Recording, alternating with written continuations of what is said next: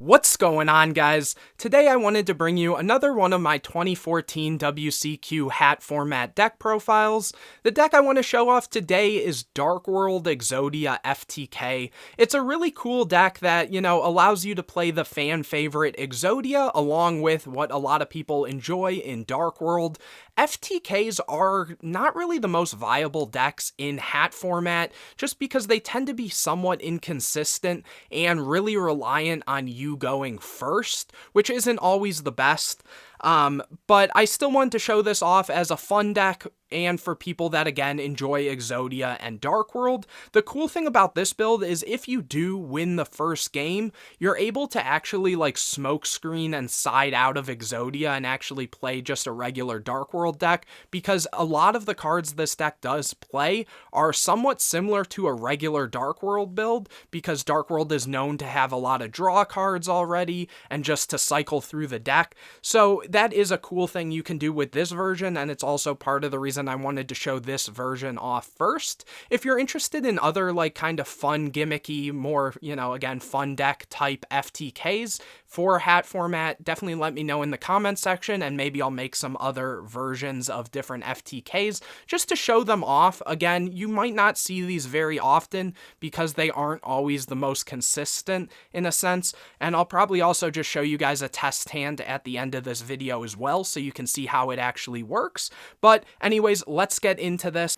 So obviously, starting off with the monsters, we are playing the 5 pieces of Exodia. By the end of your turn, you want to have all of these in hand, and by doing so with the effect of Exodia, you will win the game on the spot. So obviously, very iconic card, and this is your main end goal of the deck. After that, for the Dark Worlds, we play 3 copies of Grapha. The main thing to note with this card is it's a dark, so it's going to work with certain spell cards like Allure of Darkness. It's also a level 8, so it's going to work with cards like your trade-ins. You don't really use the special summon type effect in this version. Again, if you decide to go into games 2 or 3 and side out the Exodia and play just a regular Dark World deck, you can take advantage of the fact that it has the ability to bounce a Dark World monster you control and special summon it from graveyard. After that, 3 copies of Snow. This one, when it's discarded by an effect, not for cost or anything, that's with all the Dark Worlds, you're able to add a Dark World card from deck to hand. That can be monsters or spells. In this deck specifically, it can also add itself, so you can get rid of one and add another copy of itself, which is good to help you cycle through your stuff. It also helps you find cards like Dark World Dealings or Gates of Dark World, which are more discard outlets, which is nice. Also being dark, obviously. And the last Dark World is only 2 copies of Brow. The thing with Brow is it's kind of a brick early on because it only really works with your discard spells. And for example, the Gates of Dark World, the field spell, you're going to need to already have some Dark Worlds in grave in order to activate it, or you're going to need exactly Dark World Dealings. So playing only 2 copies means you're going to see it a little less, but enough that you can take advantage of it when you see it. So that's why we only play 2 copies of that. Next, for non-Dark Worlds, we play 2 copies of Royal Magical Library. We only play 2 because after you see the first copy, the second copy is dead. So you'd want to play more than 1 because you want to see it often enough, but you don't want to play 3 because then you'd have 2 extra dead cards. And early on, the Exodia pieces are dead, so you're already playing 5 bricks in the deck to an extent. So you don't want too many, but again, you do want to see it enough. If you've never seen this card before, basically what it does is each time a spell card's activated, you place a spell counter on this card, maximum 3, and you can remove 3 counters from it to draw a card, and that's not once per turn. So very, very good. If you see this, it's great. You can still FTK even without it. So that's also cool. The last monster is 1 copy of Blue Eyes Toon Dragon. This is basically after you go through your 3 copies, or your 2 copies, I should say, of Toon Table of Continents that we'll talk about in a minute here. You're able to activate the 3rd one and search this, And this being a level 8 means you can use it with trade-in, as well as it'll make so if you see your Toon Table of Contents with your Royal Magical Library, you'll have 3 counters and get an additional draw as well. Some people will play things like Toon World as the extra target because it's an extra spell for the copy of Royal Magical Library, but personally I prefer this simply because it's an extra 8, so that means one of your copies of Trade-In won't be dead if you have to allure away one of your Graphas. So that's it for the monsters. For the spells, we play 3 copies of the Gates of Darkworld.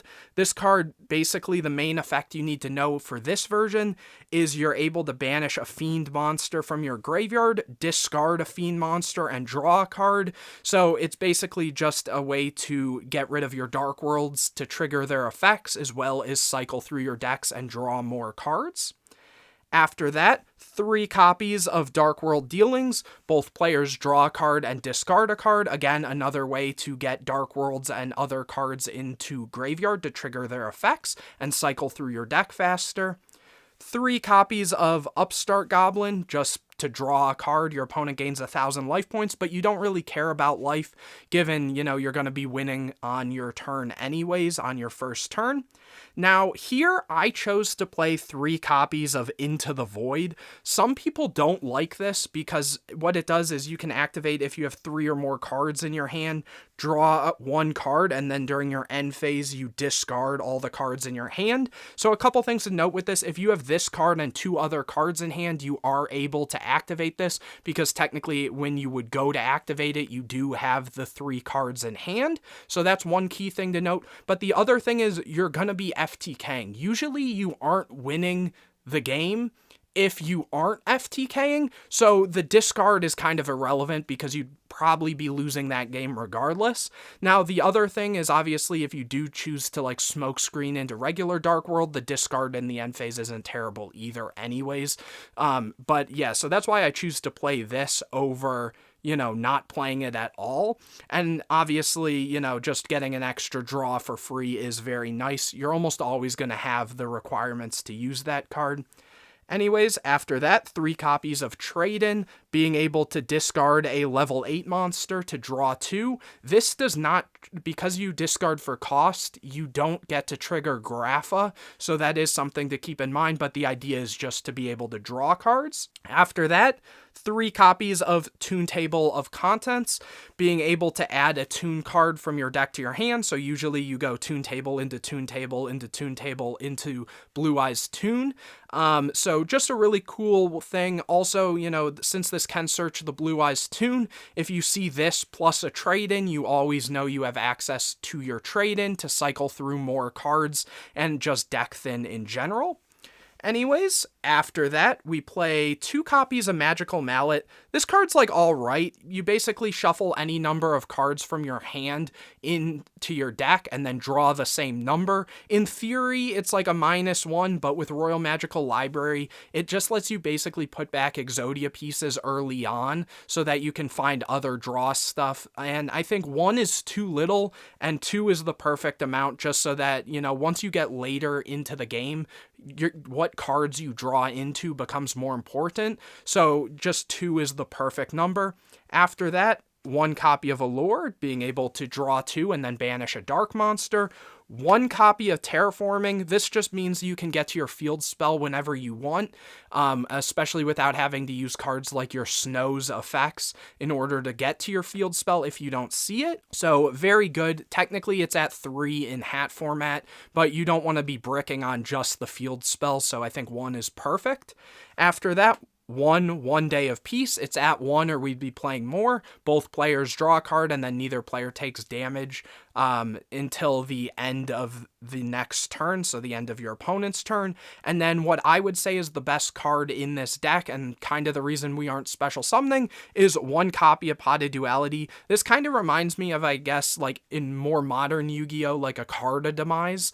And simply just because, everyone knows what this card does, or at least you should. You excavate the top 3 cards of your deck, and then you add 1 to hand, and then you can't special summon during the turn you activate it, and and it's a once per turn. So the reason we play this is just because in certain situations, it's better to look at the top 3 cards of your deck and kind of take whatever is going to mold your hand into exactly what you need. We only play 1 because, again, it is a once per turn, so you don't want extra dead cards. But in general, just an amazing card. This deck is a even 40. Depending on how you go about siding and stuff, then that'll kind of depend on the extra deck. So I don't have an extra deck here built for you guys because, again, it really just comes down to what you choose to side into and stuff. But that's it for this deck profile. And before this ends, I am going to show you guys an example. All right, so for this example, I'm going to start by shuffling up the deck a bit. And then we can actually, hopefully see how this deck will perform. I'm just going to kind of play through it myself. I won't necessarily explain everything. Hopefully it's straightforward enough that you guys can tell what is going on. And in general, if you guys are interested in other FTKs, whether that's other versions of the Exodia FTK or just other types of FTKs, as there's a few other versions like a burn version, and I guess there's a couple different burn versions and a couple different Exodia ones, just more so again for casual play, as some of these can be pretty inconsistent and very gimmicky as a whole. And like how I said before, a lot of times they aren't great when you're going second. So that's kind of another downside of FTKs in hat format. But I know people like them, and I know that people like Dark World, which is why I decided to show this one off as a whole. Even if it's the only FTK I ever show off on my channel, at least it's hopefully a fan favorite.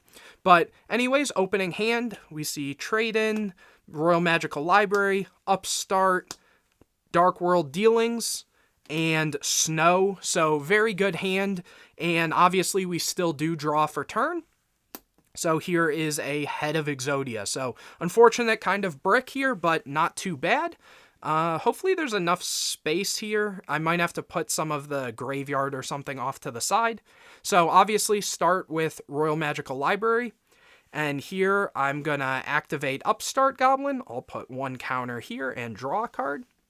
Getting the copy of Blue Eyes Toon is very unfortunate, but we do have Trade-In, so that's not even terrible here. After that, we'll go Trade-In, discarding the Blue Eyes Toon and drawing 2. And at this point, Royal Magical Library gets another counter. We can go Upstart to draw another card. This now has 3 counters. We can remove the 3 counters and draw a card. Getting a copy of Into the Void, very good. Here, we might as well cycle through Toon Tables, so activate Toon Tables, and we'll get a counter on Royal Magical Library. We'll add the Toon Tables. After that, activate Toon Tables. This will go to 2, and we'll get another copy of Toon Tables. At which point, we already went through the Toon Dragon, unfortunately. So we can't activate this last Toon Tables. So let me just shuffle up the deck here. And looking at the hand, I think the next thing we'll do is go Into the Void. So let me move this over for you guys. So yeah, here we'll go Into the Void and draw a card. Unfortunately, another piece of Exodia, but this will go to 3, which we can then use and draw an extra card. Getting another Into the Void, so that's very solid. We can activate Into the Void, draw a card, another piece of Exodia, put a counter here.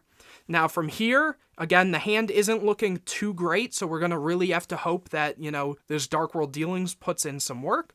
We will activate Dark World Dealings and draw a card. Pretty good draw there. Getting rid of Snow here. Before we trigger Snow, don't forget, we do get another counter here. Snow effect will trigger, and at this point, we're probably going to get another draw here. We're going to get another draw here. To be safe with the Grapha, we might want to go and just search something like a Gates of Dark World, or potentially something like a Dark World Dealings rather than searching another monster just because our hand isn't great and we would prefer more spells to trigger this more. So looking at this, I think I will take a Dark World Dealings because we haven't seen any brows yet. And even if we see something like a trade-in, we can get rid of the Grapha, so there's no reason to go for the field spell and risk getting rid of the Grapha, which can make one of our trade-ins kind of dead. So adding that. From here, what we're going to do is go for the 1 Day of Peace and draw a card, getting an upstart. This now goes to 3, which we can activate again and draw another card. Here, unfortunately, we get the other Royal Magical Library, which is what I said is kind of a dead card in a lot of situations. So here we will go upstart, drawing into a Dark World Dealings. So this will now get 1 counter. A little unfortunate now that we didn't search something like a brow that could have got us more, but minimally we'll get another draw off of this because we do have 2 more spells, as well as having this dead Royal Magical Library means this is sort of free here.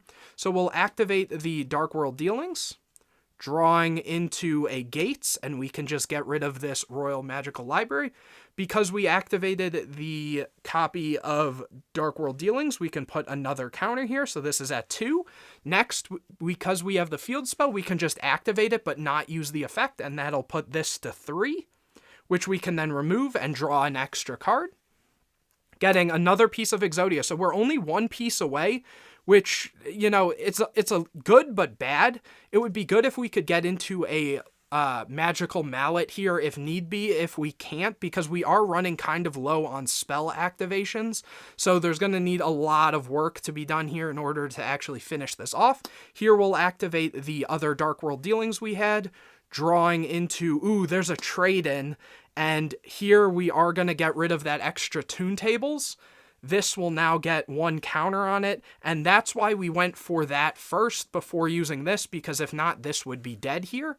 So next we can activate the trade-in, discarding the copy of Grapha and drawing 2. Duality and Snow is so good. This goes to 2 counters. Now from here, let me just recheck the graveyard and see how many snows we've gone through. 1.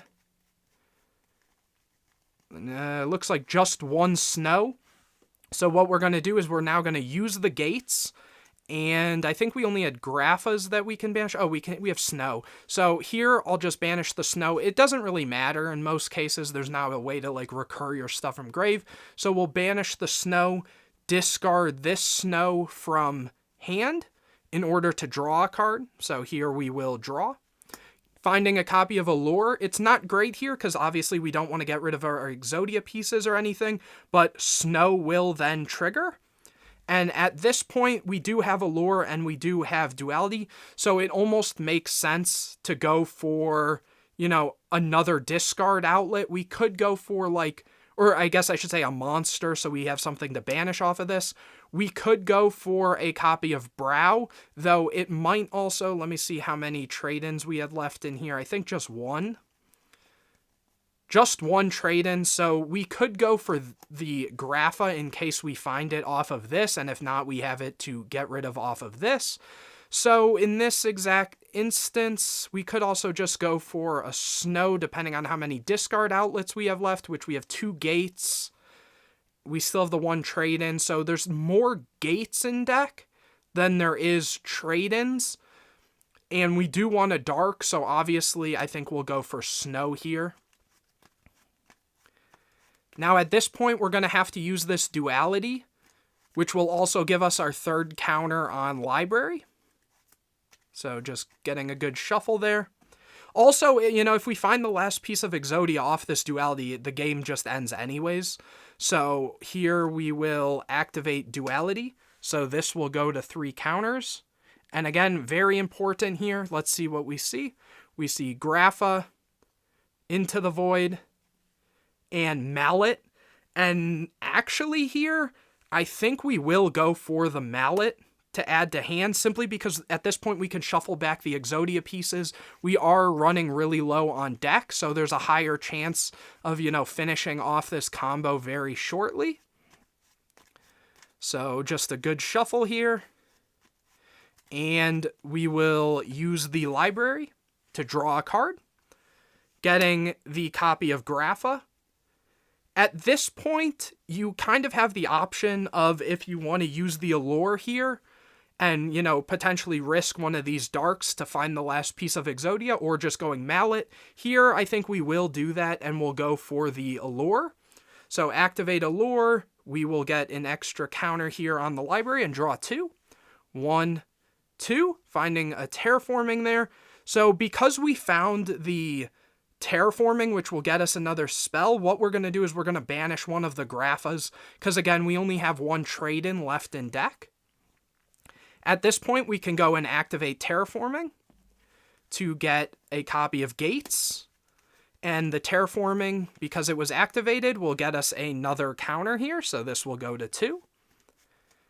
And from here, after we're done shuffling, we can activate the other Gates. Because we used the first one already, this will now go to 3 counters. And again, we have yet to use the new Gates of Dark World yet. So before anything, we're going to use this to draw a card. And here we found the last piece of Exodia, so we can just actually end here.